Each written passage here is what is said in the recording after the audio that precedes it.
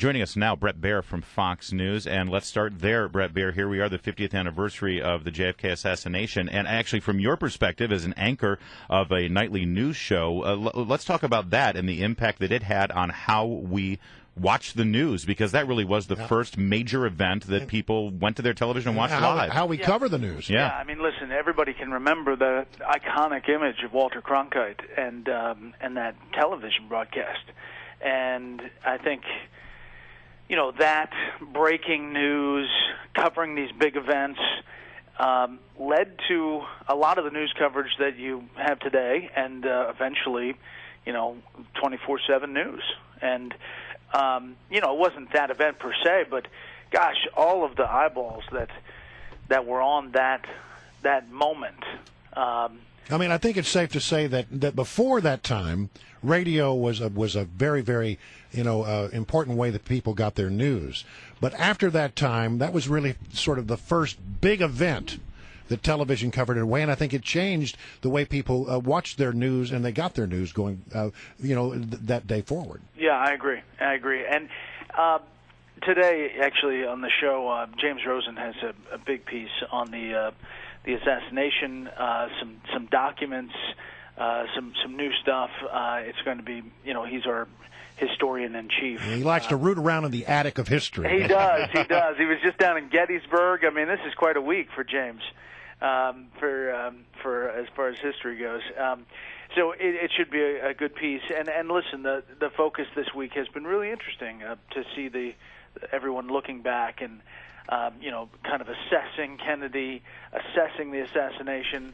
I think there's still a fascination with it. You know, the other story that we've been talking about a lot this morning, Bret, is what happened in the U.S. Senate yesterday, as Harry Reid dropped the nuclear option, and it means a fundamental change in the way the Senate will operate going forward. It does, and I think it caught a lot of people by surprise that he actually pulled the trigger, that he actually went through with it.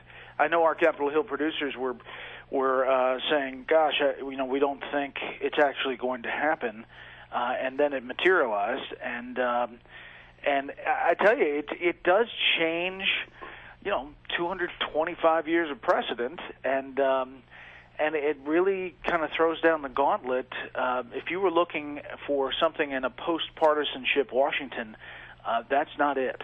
Well, and that's what was kind of ironic. You heard some of the Democrats say, well, this is necessary because things have gotten so partisan here. Well, how is that going to help? Yeah, I mean, that just throws a lot of gasoline on an already raging fire. And I think, I don't think that there's a stop to it, unfortunately. I don't think that Supreme Court nominees will somehow be exempt from this 51 vote threshold. I think eventually that's going to happen, and that's going to be a big step. Well, the next thing that would happen, that would be about regular legislation could no longer be filibustered. Yeah, I mean, that's huge. And Listen, that it becomes the House. The Senate becomes the House.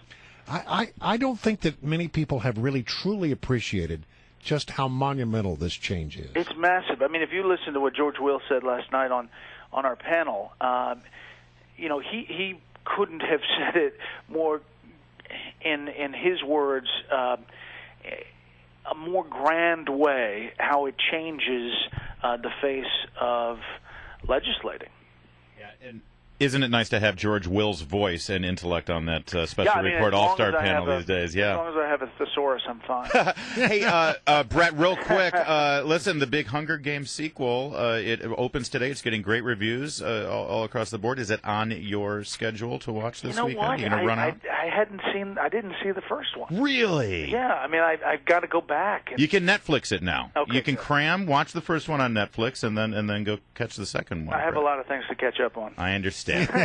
He's a busy man. I always like throwing pop culture stuff at Bret just to take his temperature on it. I like it. Hey, guys, happy Thanksgiving. I'm off all next week. So, yes, and same to you. Bret, I just have the question we ask all the people who come on the show to mention Thanksgiving. At your Thanksgiving feast, will you be having stuffing, or will you be having cornbread dressing? We are having stuffing. Oh, man. A true American. But here's there's a little twist in that it's gluten-free stuffing. My wife have is one of those, huh? Gluten-free. I'm trying to hold the line on gluten-free. and so it tastes still. It still tastes good. Cornbread is not wheat. I'm just saying. Yeah, that's true. Good luck with that, Bret. By the way, my cornbread dressing recipe is still on the Fox News website. Oh, nice. It is. It's still there.